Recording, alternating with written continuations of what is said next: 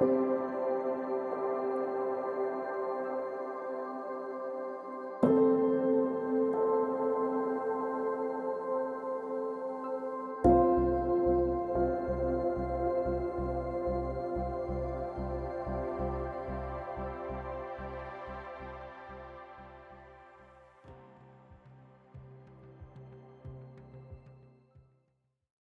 first voting, we were in Alosna, that was the first voting we went to.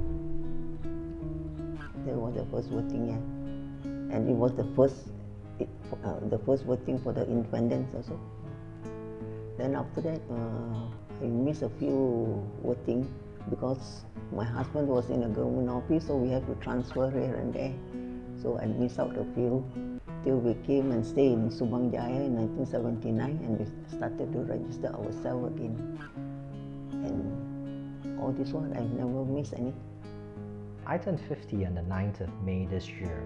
It was significant for me because it was 509, literally for me.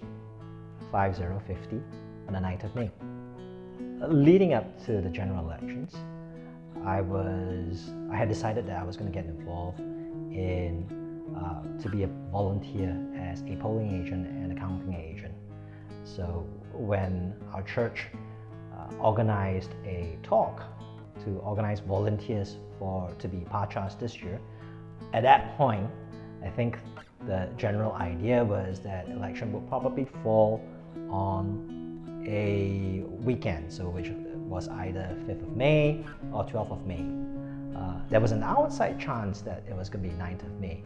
And I was thinking to myself that, hey, that would be very cool if it fell on 9th of May. Then I would have a birthday to remember. And indeed it did. That's what the government did. They decided to hold elections on the 9th of May. Generally, I could summarize my feelings as one of pessimism. That's how I feel. I think how a lot of my friends also feel when it comes to the elections this time around, especially before the elections, because most of us, I'm also an activist as well, and the general sentiment among activists was also quite pessimistic because many of us, we lived through the Mahathir era, and we didn't really like, well, not to say we didn't really, we generally do not like him as well, because the reason why we're in this mess was due to him. Before election, before our new Prime Minister was announced, I was very wary about voting for the opposition or voting in general. I was convinced to spoil my vote because why do I have to choose between the lesser of two evils? Why can't I choose somebody who's actually good for the country? Then Mahathir was announced as the opposition's candidate for Prime Minister, and then something in me changed. Then I guess I had that 1% chance of even winning, and therefore I felt like I should give them a chance. Before elections, I was very pessimistic because they tried to change the election days because they had control over the election days, right? So I just thought we've been controlled by this government, the previous government, for 60 years. So I didn't really think that we could change this time around. The thing is, everyone was afraid to express their views and whatsoever. So I just thought I knew they were gonna rig the elections. So I didn't really want to put so much hope into thinking oh, we're gonna get a new government. It's probably gonna be the same thing. When I heard about news of the election, I asked my friends, family, teacher about it. They were confident that the opposition will win for this election. My parents, teacher, they were pretty excited. My friends, however, they just wanted the holiday, I guess. So I was going to the supermarket to stock up on food as I heard that there was gonna be a riot after polling day. So I went to the supermarket to get my favorite Maggi mee. Turns out the entire Maggi mee was sold out I guess people were really scared about the after day. So before election day, I talked to my parents about this whole GE14 thing. They were saying if AYRIENNE won, many bad things will happen and our future will be broken.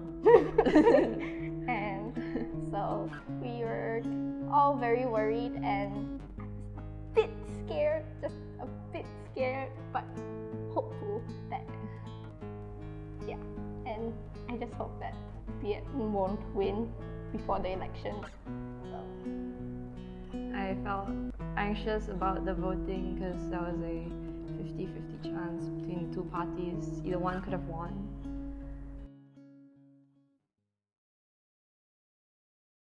May came, and I woke up very early that morning because I had to be down in Wang Samaju by 8 a.m., which was when my duty crew would come together to get ready for our turn to be polling agents and counting agents. My duty started at 10 o'clock to 2 o'clock, and during that 10 o'clock to 2 o'clock session,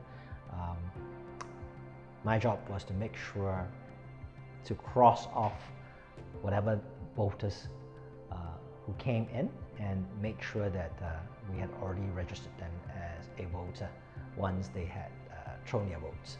On my left was the CHEAH from PAS, on my right the CHEAH from UMNO. We actually helped each other to keep track of all the persons that come in. Sometimes we would not hear the number properly. We would just ask each other to check what was the number and on what page. So it was a very friendly atmosphere in that sense.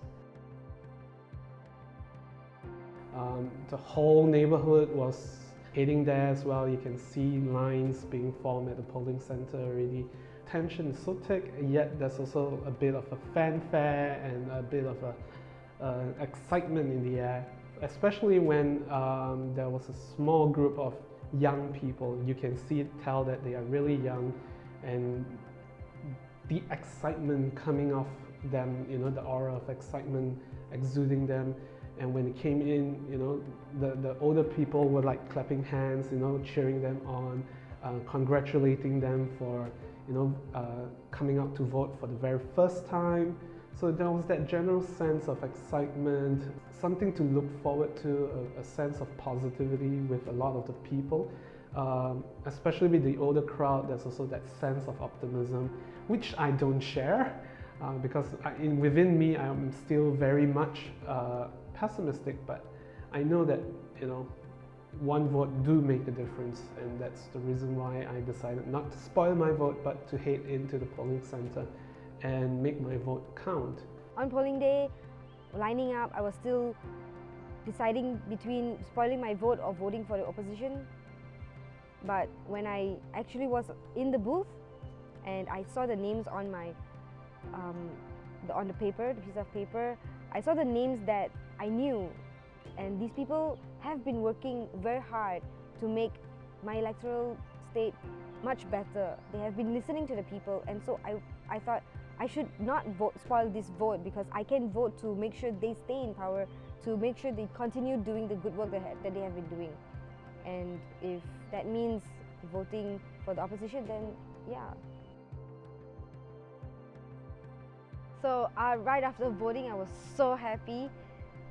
It was the first time getting indelible ink on my finger, and I can't wait to vote again in 4 or 5 years. Unfortunately, my birthday's on May 31st. I turned 21, but the day was on May 9th, so I do not have a black finger. When I arrived there, the crowd was very long, so I have to wait for 2 hours before I get to vote. When I reached PJ, I was expecting a long line because there was a long line where I was serving. So I expected queue maybe an hour, because there were reports that in some cases the queue was as long as 2 hours. So it was to my surprise that I had almost a straight through pass straight into my polling station, my polling stream. Part of the reason was because as a 50-year-old, most of the 50-year-olds at my polling station had already voted at that time. So arrived, checked for which room I was supposed to go into, and I was straight in. So I was in and out in just about 5 minutes, so which was quite amazing. So in my family, my dad's election place is in Kelantan. So it was on a Wednesday, so we're not gonna drive all the way to Kelantan and come back. But my mom's polling place is at Bandar Tun Razak. So we decided to like follow my mom, basically like we escorted her. She wanted to like make a statement.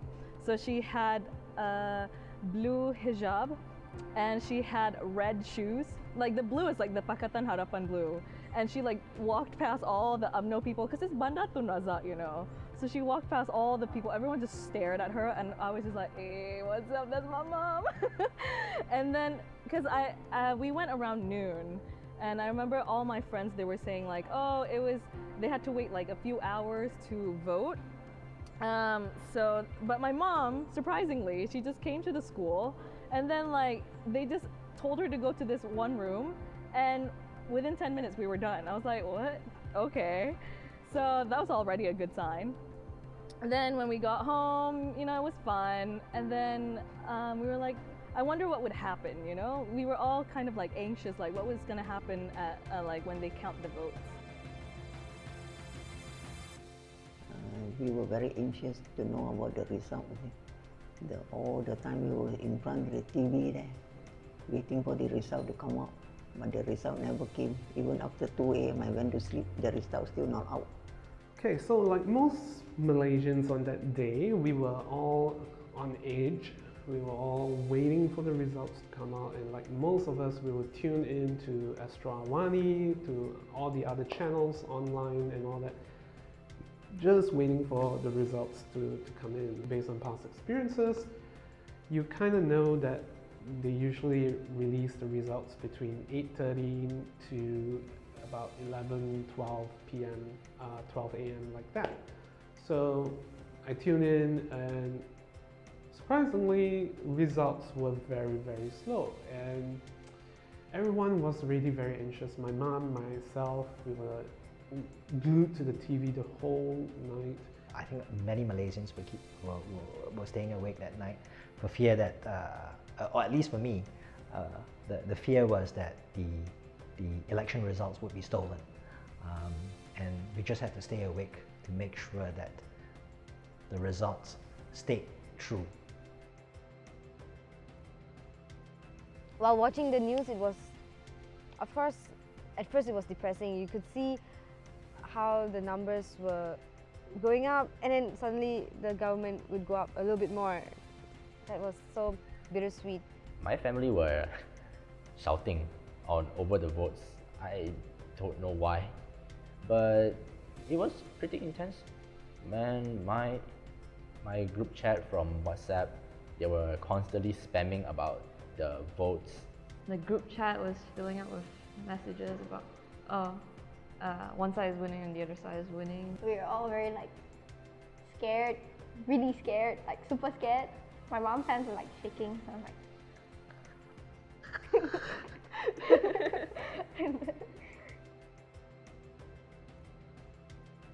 The polling station supervisors were refusing to sign the all-important Form 14. Form 14 is where the final results of each station were recorded. That was important because that would prove who won which polling station. And that was the document which needed to be signed in order for verification of the results. Credit to those guys who were making sure that the election commission officials were doing their jobs.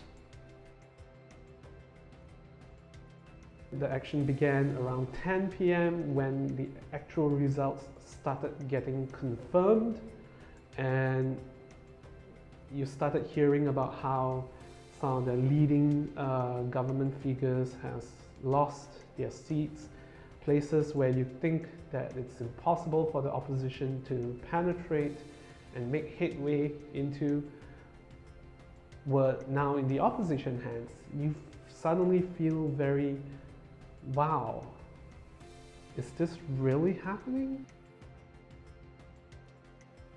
And it was around midnight, and they still didn't release the result. That's when I started to feel like, wait, maybe this could be the change. When it was confirmed that the general vote, Pakatan Harapan won, that's when I went to sleep lah. I slept soundly after that because I knew it was a new Malaysia lah.